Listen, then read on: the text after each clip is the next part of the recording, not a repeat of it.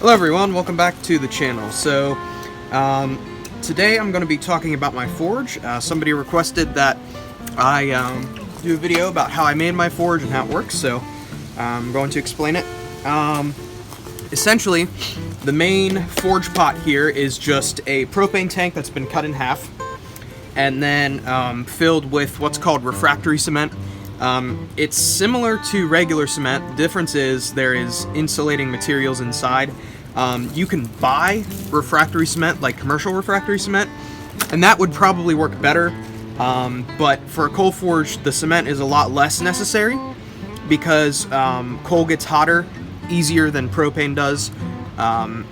If you were making a propane forge, it's better to have commercial refractory cement for that than it is for a coal forge. But what I did to make my refractory cement is I took like repair cement for sealing cracks. You could also use Portland cement, I'm sure, but I took that repair cement and I mixed some perlite and some vermiculite in. Now, if you don't know what perlite and vermiculite are, they are basically these little pellets that are used to aerate soil, to put in like potting soil and stuff.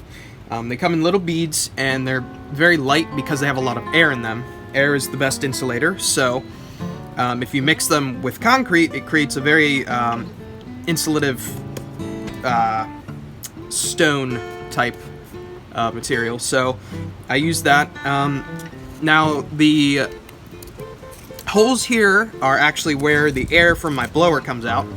This is just a steel pipe, and it used to be covered up by refractory cement, but that has been eaten away over time.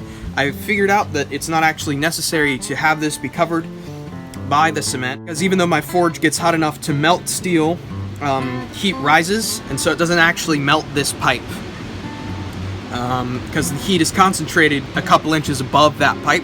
So what I use for my blower is actually the blower from an old hot water heater. I saved it from when my old hot water heater went out, and it blows quite enough air for this forge. So yeah, I decided, you know, if I can get it for free, why not? It's better than paying for an expensive blower, and it works pretty well. So it's 4 pipes welded together. There's some cross braces underneath, just because the pipe didn't, like the welds of the pipe weren't strong enough to hold it on its own, so I had to bend over some 1/2-inch stock and weld it to the pipes and stuff. It was kind of weird, but the legs work just fine. They're not supporting that much weight, so it's not that much of an issue. So the way that I normally start my forge is I take some charcoal that I made in my previous video. If you guys want to know how to make charcoal, you can visit that video and watch it too. But I put some charcoal in the bottom, and I light it with a blowtorch, and then I turn the blower on while the blowtorch is still down there. It kind of creates the same effect that a blower in a propane forge does. It heats that flame up a lot hotter and lights the charcoal faster. I'll just show you guys. It'll be easier for you to understand by seeing it. So as you can see, the blower is on. I'm just going to take my blowtorch here, crank it all the way up, and turn it on. And then I'm going to stick it right near the blower, but not on top of the blower. If I do that, the flame would get blown out. But as you can see, it's lighting that charcoal a lot faster than if I were to just use it like this. I'll move it closer together, and I'll do it on the other side of the forge as well, because that way the heat spreads more quickly and more evenly. Now what I would usually do now is put some coal on top of it. However, I recently got another method of starting my forge, which I want to show you guys. So I don't want to heat up the coal, so I can't take the coal back out. So the second method of lighting my forge that I recently acquired is I actually got a high-powered laser. It's 1.5 watts. Now your average green laser pointer is about 5 milliwatts. This is 1500 milliwatts, so it's like very powerful, and don't point it at your eyes, obviously, but it's powerful enough to light a tissue. I've never actually lit the forge with a laser, but I've always been into lasers, and they're like pretty affordable now, so I figured why not light a forge with a laser. It's gonna take a little while, so I'm gonna put you guys on a time lapse, and then once I have the actual tissue itself lit, I will show you guys how I start the forge with it.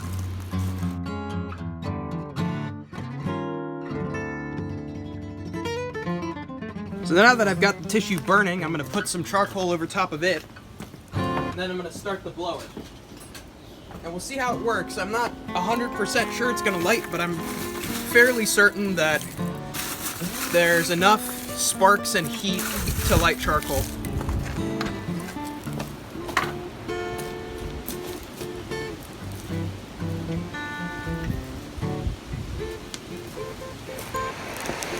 Yep, it lit.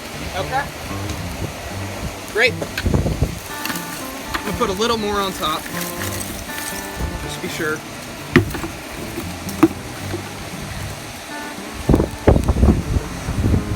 And then I'll put the coal back on top once it gets going a little bit more.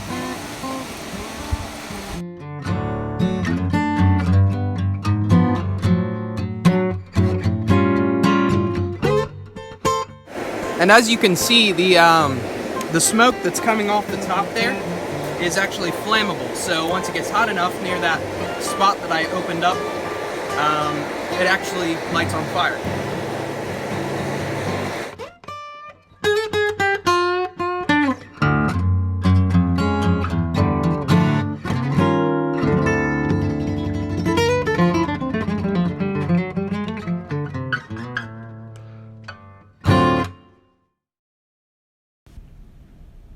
Thank you guys so much for watching the video. If you enjoyed, please remember to subscribe and leave a comment on what you would like to see in further videos from me.